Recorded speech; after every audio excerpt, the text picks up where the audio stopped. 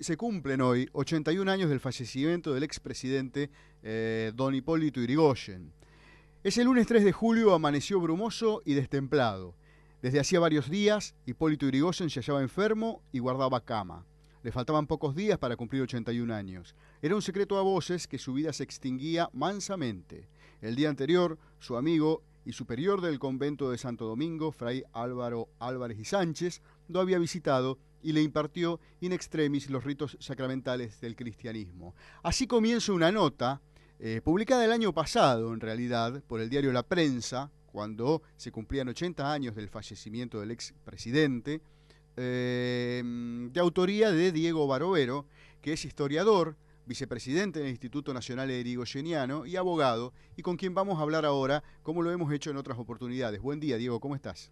Buen día, Fabricio, ¿cómo te va? Gracias por atendernos, muy bien. Al contrario, gracias a ustedes, ¿cómo están? Bueno, muy bien. Y queríamos estar presentes de algún modo en este aniversario 81 del fallecimiento de Yrigoyen, y lo hacíamos a partir de, esta nota del año pasado de La Prensa, en donde es uno de los relatos que por lo menos yo mejor vi, digamos, mejor armado y más sintético, sobre esos días en donde partió físicamente el expresidente Yrigoyen. Y bueno, me gustaría compartirlo con los oyentes de alguna forma, en donde vos nos lleves a esos tiempos de alguna forma también, ¿no? Bueno, con todo gusto, cómo no. Bueno, como estabas leyendo ahí, don Hipólito en aquellos días ya venía con una pulmonía bastante acentuada, que con su edad y los avatares a los que había estado sometido, sobre todo durante los meses que estuvo detenido en Martín García, en un ambiente inhóspito y húmedo, el exilio obligado, idas y venidas, el ajetreo posterior a su presidencia, cuando fue derrocado por el infame golpe militar del año 1930, fue deteriorándose sensiblemente su salud, lo que no, más allá de además complicarse con un cáncer de laringe, que fue lo que terminó finalmente con su vida. Y como relata el cuento, la nota, la narración, sí, él ya estaba en esos últimos años viviendo en una casa de una de sus hermanas, en la calle hoy Sarmiento, al 900, ahí a la vuelta de lo que en la ciudad de Buenos Aires es el Mercado del Plata, es Sarmiento y Carabelas, y durante esos días se fue llenando de gente la vereda, y luego llegó un momento que se llenó de gente la calle, esperando noticias sobre su salud, sobre una posible recuperación o no. Hubo que cortar el tránsito. Yo he tenido incluso la posibilidad de tener en mis manos, y todavía las guardo, las fotos de época y de algunos medios de prensa de entonces, y es impresionante porque además se advierte que cuando llega la noche la gente se ilumina con antorchas improvisadas, con papel, con diarios arrollados y hechos convertidos en antorcha. Entonces se ve una imagen fantasmal de esa multitud, que luego por supuesto se prolonga los días siguientes, cuando finalmente a las 7:20 de la tarde del 3 de julio deja de respirar Yrigoyen, y sus colaboradores, sus correligionarios, sus amigos más íntimos comunican la noticia al pueblo reunido allí. La gente entona el himno. Y luego durante esos días del velatorio que se hace en esa misma casa, se rechaza la posibilidad de velarlo en el Congreso o en Casa Rosada, como habían intentado convencer a la hija Elena, el ministro del Interior del gobierno fraudulento de Justo, que para colmo era un ex radical, el señor Leopoldo Melo. Se hace un velorio familiar, casero, pero que se convierte en una verdadera apoteosis, y la gente sale a pulso con el féretro por la calle de Buenos Aires y lo lleva hasta la Recoleta, y esa multitud serpenteante, desordenada, a la que 3 veces se les cae el cajón por la calle, por los empujones, porque era muy difícil avanzar. Eso se ve en los documentales que hay de la época. Uno ve que en lugar de ir derecho, la presión de la cantidad de gente por momentos circula de una banda a la otra de la calle y no avanza, sino que se queda en la misma posición, o va más hacia la izquierda o más hacia la derecha.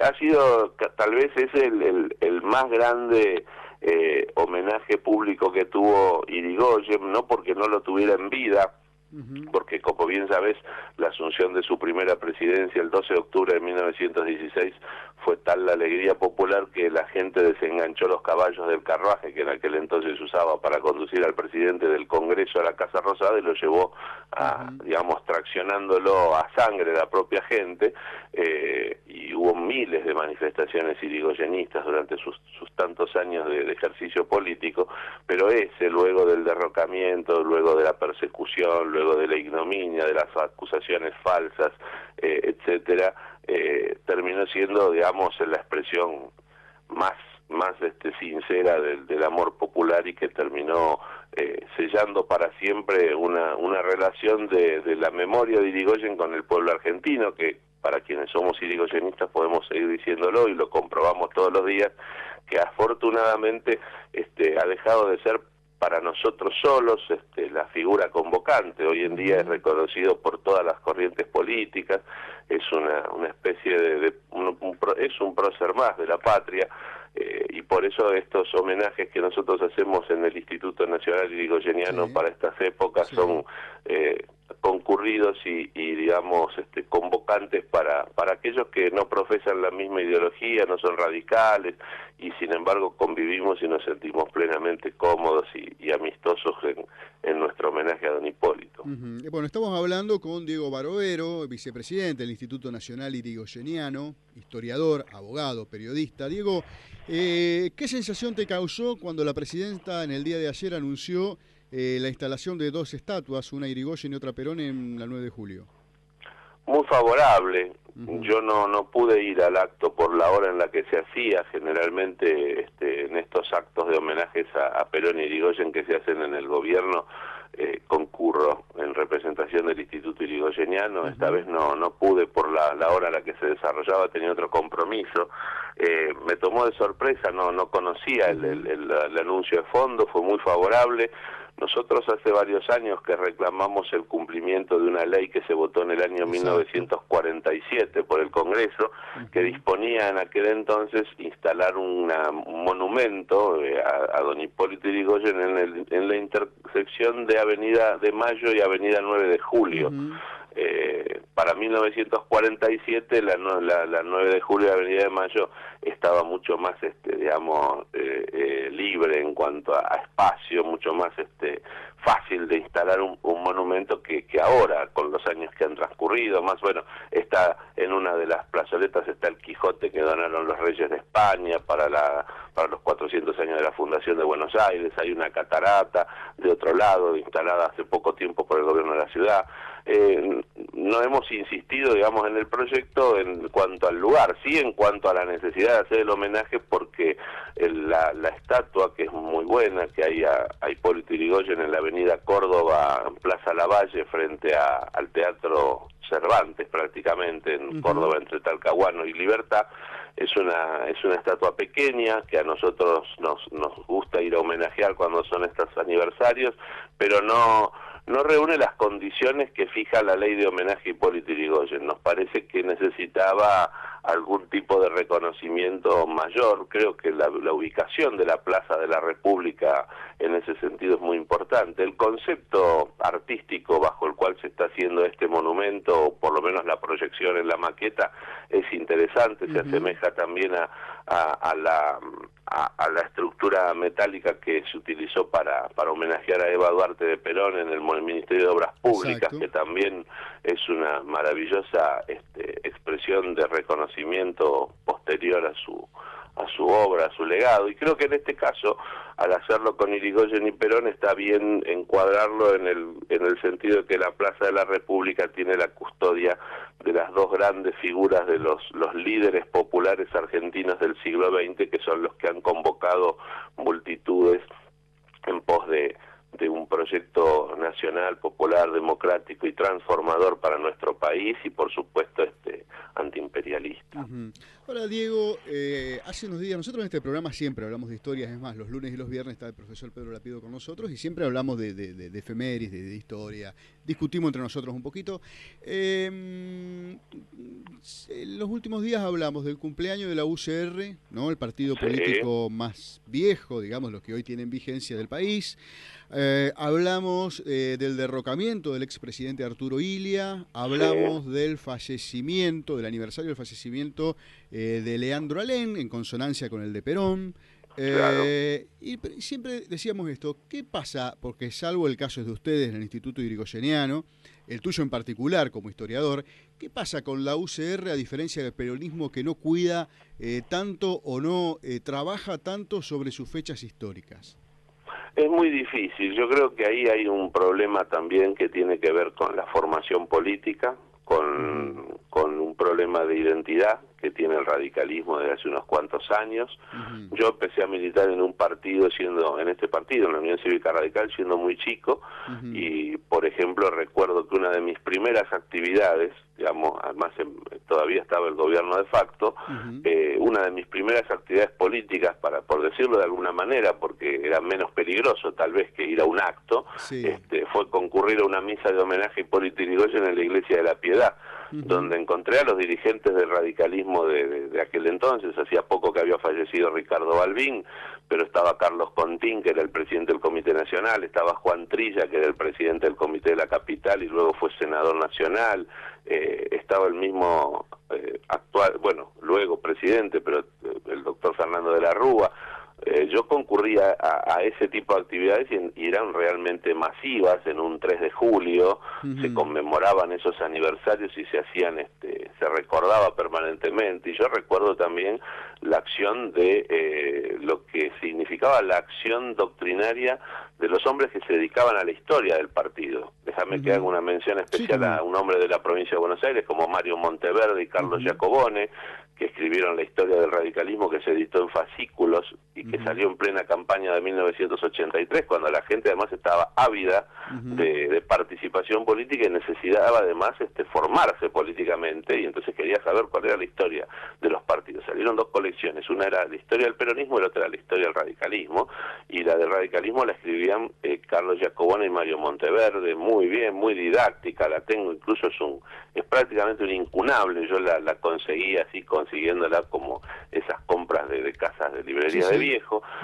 o los libros del gordo Eduardo Pasalacqua, que también era un hombre que formaba generaciones de gente joven y a quien también conocí, o los libros que escribí, exactamente, o también a la historiadora Eve Clementi, a la que también conocí, de la que fui amigo personal y que hizo el radicalismo trayectoria política, y por supuesto, y no hay que dejar nunca de reconocerlo, el aporte que significaba la labor de toda esa historia, la revista de Félix Luna, que de casualidad o no casualidad, pero don Félix siempre había sido radical, aunque en los últimos tiempos ya no estaba afiliado, no se había reafiliado a ningún partido político luego de la recuperación de la democracia, pero tenía su corazón radical y su militancia radical juvenil, y prácticamente, no digo todos los números, pero en el año de 12 números de la revista había 6, 7, 8 que tenían una nota sobre el radicalismo, sobre Irigoyen, sobre Alem, sobre alguna circunstancia vinculada a nuestra historia. Y creo que el radicalismo, lo que le ha faltado estos años es precisamente incentivar a nuestros jóvenes, a los militantes jóvenes, a la gente de la franja, a formarse y a conocer. Yo creo que también hay una necesidad electoralista de que si uno profundiza demasiado en esa historia se va a encontrar decisiones políticas, actuales que un poco no están tan en sintonía con nuestra doctrina y con nuestro pasado, con nuestras tradiciones. Entonces creo que es medio incómodo, ¿no? Entonces yo siempre trato de convocar y de invitar a las autoridades partidarias a las actividades que desarrollamos, con suerte diversa. A veces a veces participan y a veces no, también por cuestiones de agenda. Pero sí reconozco, como bien decís vos, que en el peronismo este tipo de manifestaciones, estas recordaciones tienen es parte de la liturgia y se sienten, y te digo una cosa porque creo que tu tiempo vale mucho, se sienten en familia en este tipo de actividades. Yo participé el otro día de la inauguración de una estatua, un grupito escultórico que son Perón y Eva, y los ubicaron en un salón, en un silloncito en un banco de la plaza que está junto a la Biblioteca Nacional, que me invitó Lorenzo Pepe, el Instituto Perón, y lo vivimos como una verdadera fiesta. Estaban muy felices y estaba lleno de dirigentes peronistas y por supuesto de gente que se identifica con el peronismo. Yo concurrí invitado y hasta me invitaron a decir unas palabras, que lo hice con mucho gusto, y me produjo un poco de sana envidia ver esa felicidad, esa alegría, esa mancomunidad entre los compañeros peronistas que podían celebrar el aniversario de Perón con algo además descontracturado, porque no fue un acto ni formal ni tampoco fue un acto funerario, al contrario, fue con mucha alegría y hubo expresiones de todo tipo, te digo, desde Kunkel, que viene del kirchnerismo, hasta Ritondo, que está en el macrismo y tiene, como dijo él, yo nací y voy a morir peronista, y lo aplaudieron todos y nadie le cuestionó que estuviera con Macri. Y en el medio Cristina Álvarez Rodríguez, la ministra de Daniel Scioli, que es la descendiente de Evita. Así que eso creo que es motivo de reconocimiento hacia el peronismo, y tal vez es una falla que tiene el radicalismo. Exactamente. Bueno, Diego, como siempre, muy amable por estos minutos que nos diste, y bueno, un justo homenaje a 81 años del fallecimiento de don Hipólito Yrigoyen. Así es, te agradezco mucho a vos el llamado. Buenos días. Un gran abrazo, Fabricio. Chao. Pasaron 27 minutos de las 8 de la mañana. Fue Diego Barovero, que es vicepresidente del Instituto Nacional Yrigoyeniano, en el 81 aniversario del fallecimiento del expresidente Hipólito Yrigoyen.